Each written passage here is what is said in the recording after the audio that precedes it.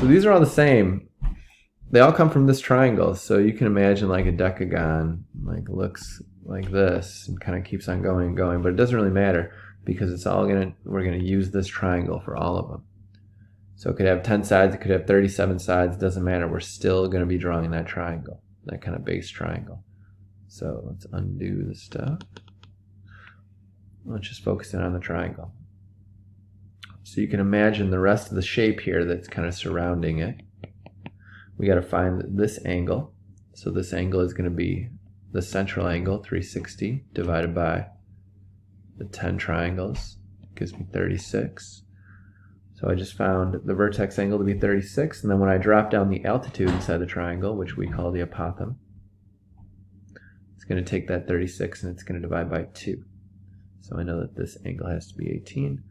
This angle has to be 18. Now if you want to, you can find out what the missing angle is. 90 minus 18, you get 72. Now, let's recall that the area of any regular shape is going to be 1/2 the apothem times the perimeter. It gave me the apothem was 10, so I just need to use the 1/2 and I need to find out what the perimeter is.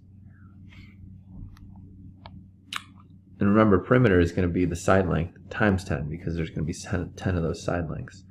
So if I know, let's see here, I know the apothem is 10. I want to find this side, and then I'm going to take that side and double it, and that will be the whole side. And then multiply that by 10. So you can either use the 18 or the 72. Either way, you're going to use tangent. I'm going to do tangent of 72. Equals opposite, which is 10, over adjacent, which is x. If you do it the other way, if you do tangent of 18, you'll get x over 10. Multiply by, undo, multiply by the denominator. A lot of people multiply by 10, multiply by the numerator. That's a bad step. You always want to multiply by the denominator when solving these trig functions.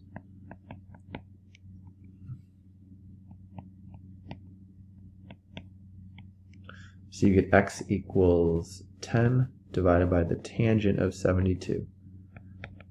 And remember, that's going to give you from here to here, it's going to give you half of the base of the triangle, or half of the side. So you're going to have to double it. That'll give you the full side.